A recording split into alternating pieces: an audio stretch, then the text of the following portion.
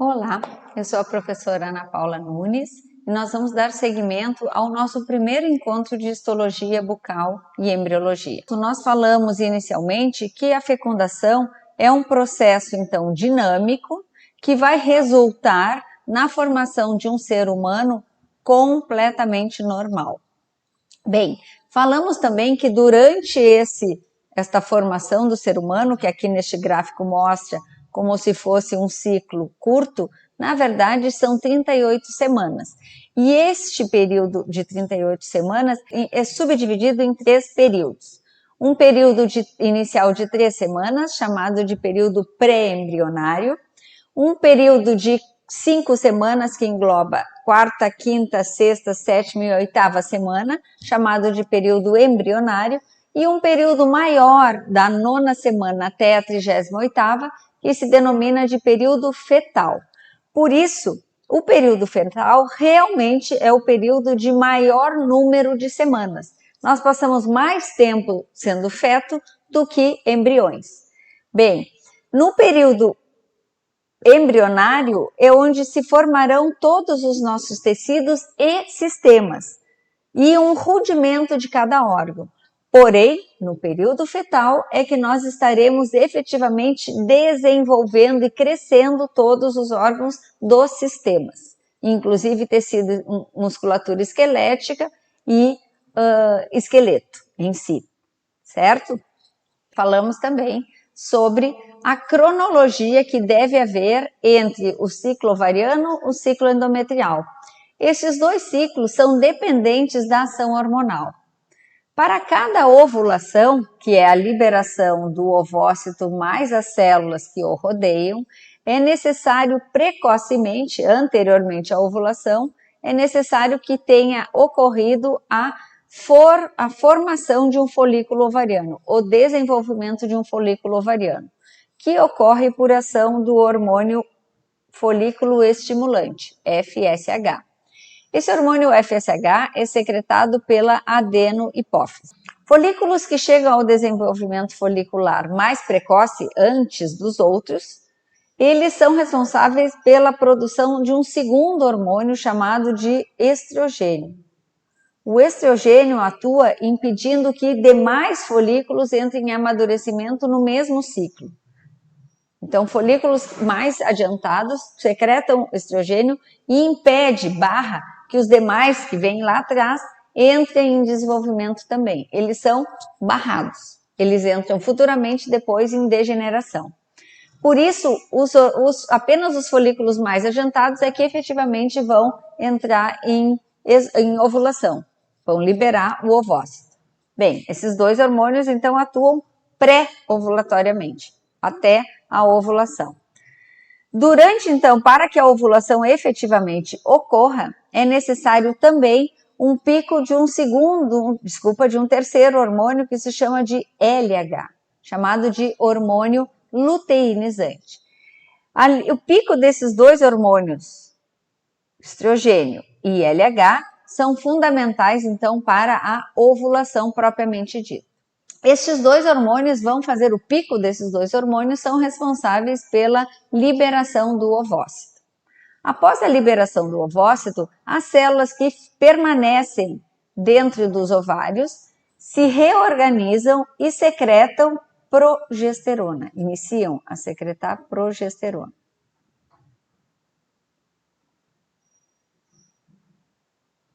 Este hormônio é responsável pelo crescimento da lâmina do endométrio. Bem, a lâmina mucosa, ela é formada sempre por um epitélio mais tecido conjuntivo frouxo. Então, esta camada, ela cresce, não é que ela infle, mas as células entram em divisão celular, então aumenta o epitélio e abaixo dele aumenta o tecido conjuntivo. E aumentando o conjuntivo, aumentam todos a população de células que ocorre nele e também capilares sanguíneos. Essa progesterona secretada pelo corpo lúteo, tá? Aqui tá ela entra num pico máximo em torno aqui de 22 dias. A ovulação ocorre normalmente no 14º dia. Então nós temos aqui 10 dias para que esse útero cresça Enquanto isso, esse ovócito, que não se sabe se vai ser fecundado ou não, está percorrendo o trato reprodutor feminino. Caso tenha ocorrido fecundação, o zigoto já, ovócito fecundado, entrará no corpo uterino em torno já do 6º dia, estará iniciando a se encostar no epitélio e iniciando a nidação ou a implantação. O que significa que esse endométrio, em torno, então, aqui do 24º, 5º dia, ele estaria encostando aqui e penetrando na lâmina própria. Se ocorreu a fecundação e a anidação inicia, já nesse período aqui que o endométrio está alto, o início da anidação é responsável por uma sinalização, fazendo com que seja mantida a produção de progesterona do corpo lúteo.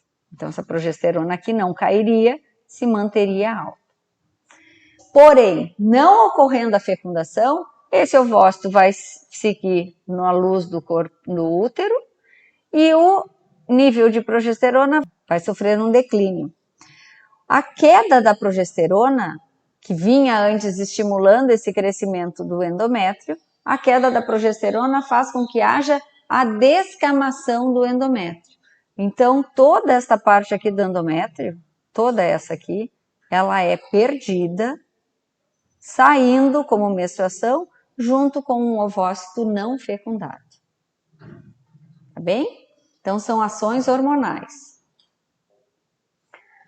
Mas, havendo a fecundação, e ela normalmente ocorre nesta região chamada de ampola, porque aqui os espermatozoides já sofreram capacitação espermática até chegar nessa região e estão aptos a degradar, a romper as células da coroa radiata e também uma capa proteica que o ovócito tem, chamada de zona pelúcida. Os espermatozoides, então, já tendo sofrido essa ativação, eles serão capazes de fecundar o ovócito. Por isso eu vou mostrar agora para vocês uma sequência de slides, como se fosse um videozinho em time-lapse.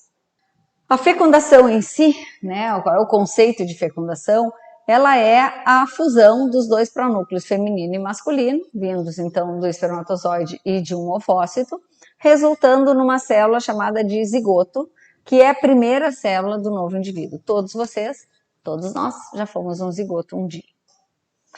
Como resultados da fecundação, nós temos então a conclusão da 2ª divisão meiótica do ovócito. Qualquer mulher só conclui a 2ª divisão após a fecundação. Se ninguém foi fecundada, nunca concluiu a 2ª parte então da divisão meiótica.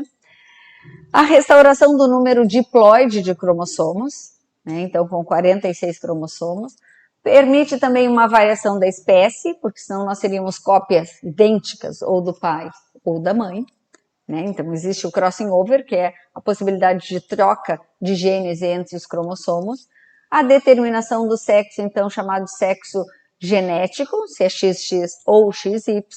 E a ativação metabólica do ovócito para que ocorra o início da segmentação, o início da divisão celular. Esses são os resultados da fecundação. Os gametas que quando a gente fala, os dois gametas pronúcleo feminino e masculino, são ovócito e espermatozoide. Então, esse ovócito secundário, ele é assim até que ocorra a fecundação. Quando ele ocorre a fecundação, ele finaliza a 2ª divisão meiótica dele. Ele é composto, então, do seu material genético que fica paralisado nessa fase, então, que se chama de metáfase 2. Uma membrana celular aqui ao redor chamado de oolema, e o que ainda antigamente a gente chamava de citoplasma, num ovócito é chamado de ooplasma, tudo isso porque ele lembra um ovo. Essas células que estão aqui são as células da coroa radiata, que o espermatozoide ativo precisa separar, romper estas células. E esse anel rosa aqui é a zona pelúcida, que também o espermatozoide, após sofrer capacitação espermática, é apto a romper.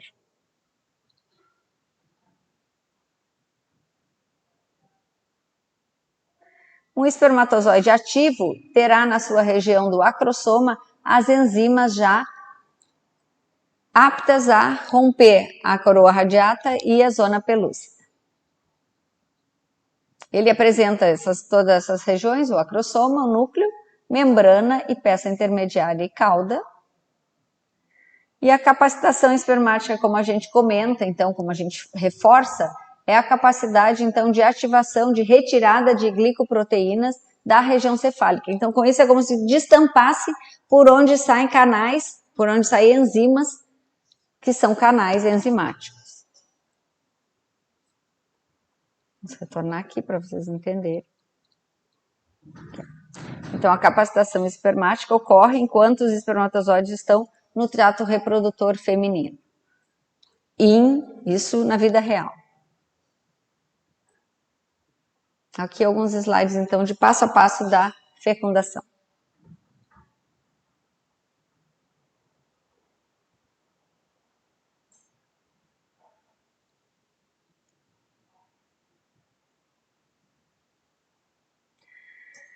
Quando um espermatozoide que já tenha sofrido capacitação espermática se aproxima do ovócito, tá? Surge então, ele na sua região do acrossoma, aqui ocorre a liberação de enzimas, tá? Aqui representadas então como esses canais por onde são liberadas as enzimas. As enzimas basicamente é hialuronidase capaz de romper membranas, ligações entre células. É capaz então, a hialuronidase é capaz então de romper ligações entre células ou junções entre células.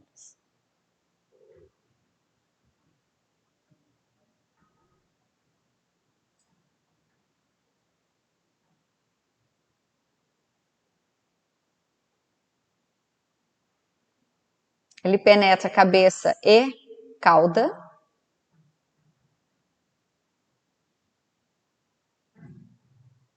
Assim que o espermatozoide penetra a zona pelúcida, há, por parte do ovócito, uma reação para evitar polispermia, evitar que outros espermatozoides também penetrem, evitando com isso que ocorra a formação de um ser com um número de cromossomos diferente da espécie humana. Então essa é uma garantia que a espécie humana, e na maioria das espécies, apenas um espermatozoide fecundará um ovócito, garantindo então o padrão número de cromossomos da espécie, que se chama de polispermia, caso mais de um espermatozoide fecunde o mesmo ovócito. Então não teríamos mais 46, e sim 46 mais 23 cromossomos. Essa reação cortical está aqui representada como a formação então de uma capa proteica.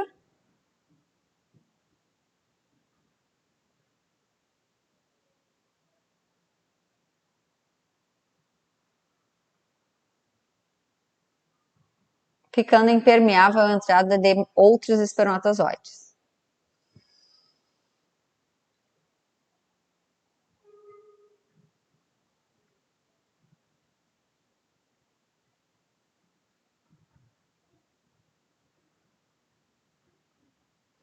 O que é formação de pronúcleo? Formação de pronúcleo é a liberação do material genético masculino, nesse caso aqui, ele sai, o envelope nuclear é desfeito e o material genético, a cromatina, é disposta de uma forma mais desespiralizada.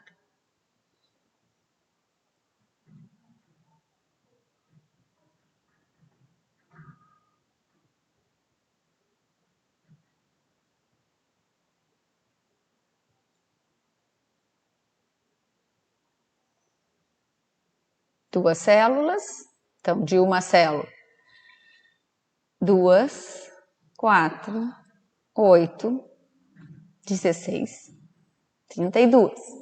É o chamado então estágio de mórula, que parece uma amora. Desse estágio de mórula, todas as células aqui são geneticamente iguais, certo? Como se são células tronco. Nesse estágio de mórula, qualquer célula retirada deste zigoto no estágio de mórula poderia formar qualquer parte do ser humano ou também parte dos anexos embrionários chamados de placenta. Aqui, qualquer célula é igual. gradativamente, depois do estágio de mórula, inicia a formação do estágio chamado de blastocisto, que é a formação de um líquido folicular que vai pelas próprias células, né, elas seguem divisão celular e começam a secretar, então, um líquido que vai separando essas células em dois grupos. Um grupo chamado embrioblasto, e um grupo que dará origem ao embrião, e um grupo de células que ficam ao redor, um anel, chamado de triofoblasto. E aí dará origem, então, aos folhetos embrionários, a placenta.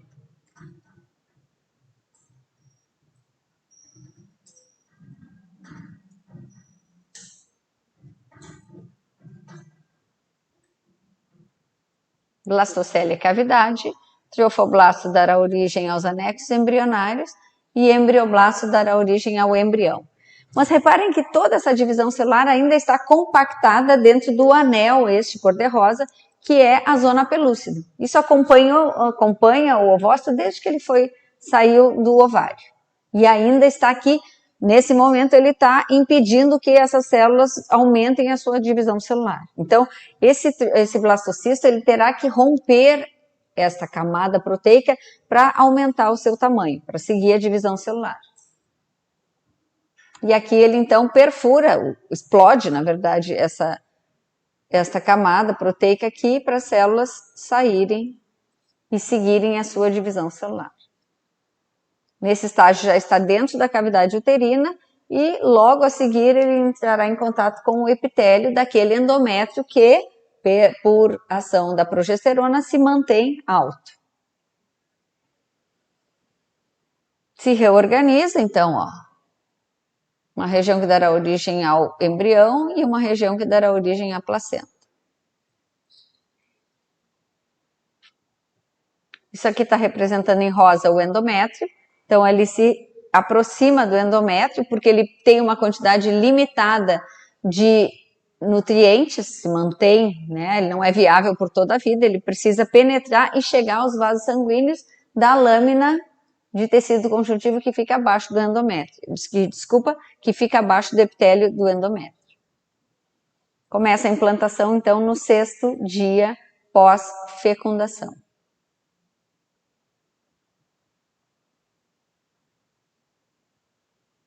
Então, nós vimos os primeiros estágios dessa primeira semana.